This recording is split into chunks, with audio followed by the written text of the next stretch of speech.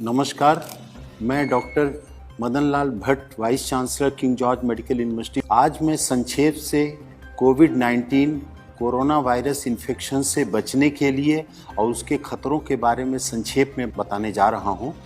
सबसे पहले मैं ये बताना चाहूँगा कि विश्व में 98% कोरोना वायरस के मरीज माइल्ड नेचर के हैं, केवल 2% मरीज गंभीर हैं। इन 98% मरीजों को अगर केवल अपने स्वास्थ्य का ध्यान रखें, आराम करें और किसी तरीके की कोई स्ट्रेस या टेंशन न लें तो ऐसे मरीज स्वतः ठीक हो सकते हैं। केवल 2% ऐसे मरीज हैं जो गंभीर स्थिति में हैं और उनकी खतरे के लिए उनके साथ ज़्यादा उम्र का होना, 65-70 साल से ज़्यादा की उम्र, डायबिटीज़, ब्लड प्रेशर, किडनी या कैंसर जैसी किसी बीमारी से ग्रसित होना या शरीर की रोग प्रतिरोधक क्षमता किसी अन्य कारण से कम हो जाने के कारण उनको खतरा है।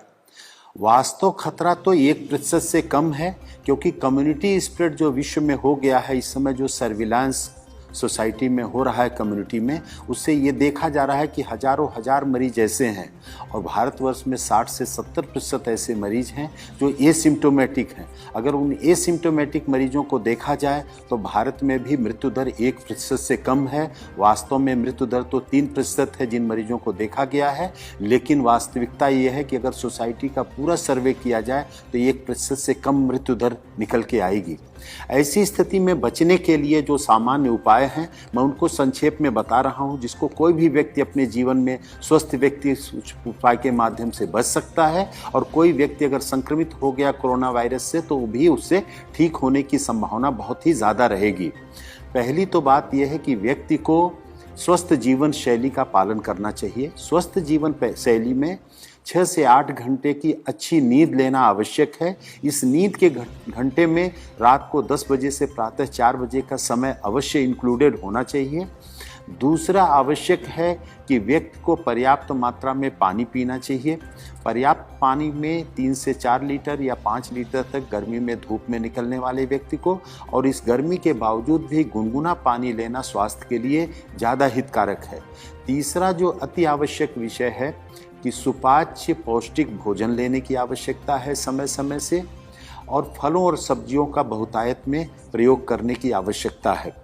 इस समय पे fast food, junk food, cold drinks, ice cream, इन सब से बिल्कुल बचने की आवश्यकता है। स्मोकिंग से बिल्कुल बचने की आवश्यकता है। और कुछ ऐसी औषधियां हैं जो पूरा विश्व जिनकी गुणवत्ता को मानते हुए प्रयोग कर रहा है, वो भारत के आयुर्वेद में भी प्रचलित हैं, उनका भी प्रयोग करने की आवश्यकता है बचने के लिए और इलाज की दृष्टि से भी। इसमें सबसे आवश्यक है जो सिट्रस फ्रूट्स हैं, नींबू, संतरा, मौसमी, उनका सेवन करना।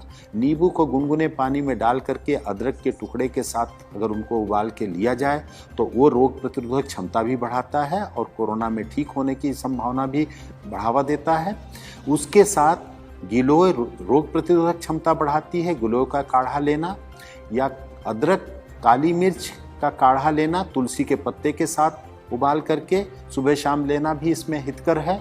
दिन भर गर्म पेय पदार्थ लेते रहना, जैसे हर्बल टी है या ग्रीन चाय का प्रयोग करना भी इसमें स्वास्थ्य के लिए हितकर है।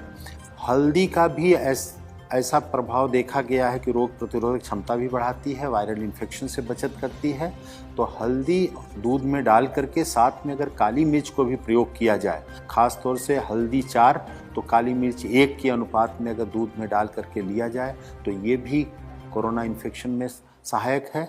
और लहसुन में भी एंटीवायरल प्रॉपर्टीज़ देखी गई हैं, तो लहसुन, काली मिर्च और अदरक का मिश्रण भी प्रयोग किया जाए कच्चा या खाने के साथ सलाद के रूप में थोड़ी सी मात्रा में, तो ये भी रोग से बचाने में सहायक है। और कोई भी व्यक्ति इसमें जो संक्रमित होता है अगर वो तनाव बहुत नहीं लेगा, घबराहट का शिकार नहीं होगा और अपनी कोमॉर्बिड कंडीशंस जो भी हैं, अगर डायबिटीज़ है, थायराइड की प्रॉब्लम है या अन्य कोई प्रॉब्लम है, तो उसका समुचित उपचार लेते रहें और उनसे बचने की आवश्यकता है। अगर वो बीमारी कंट्रोल में रहेगी तो इससे खतरा उतना नहीं होगा। और एक सौभाग्य की बात है कि प्रारंभ में माना जाता था कि गर्भवती महिलाओं के लिए, बच्चों के लिए भी ये बहुत खतरनाक बीमारी हो सकती है, लेकिन जो भारत में देखा गया है कि गर्भवती महिलाएं भी बहुत जल्दी ही शीघ्र वायरल फ्री होकर के डिस्चार्ज हो रही हैं। हमारे किंग जॉर्ज चिकित्सा विश्वविद्यालय में 2 महिलाएं 6 महीने और 8.5 महीने की प्रेगनेंसी के साथ 5 दिन से कम समय में वायरल फ्री होकर के डिस्चार्ज हो गई। छोटे बच्चों में भी 3 महीने का बच्चा, एक गोरखपुर में, हमारे यहाँ 2.5 वर्ष का एक बच्चा, उत्तर प्रदेश में एक और 9 महीने का बच्चा, ऐसे महाराष्ट्र में भी छोटे बच्चे नवजात शिशुओं को वायरल इन्फेक्शन से, इस कोरोना वायरस से मुक्ति बहुत ही शीघ्र मिल गई।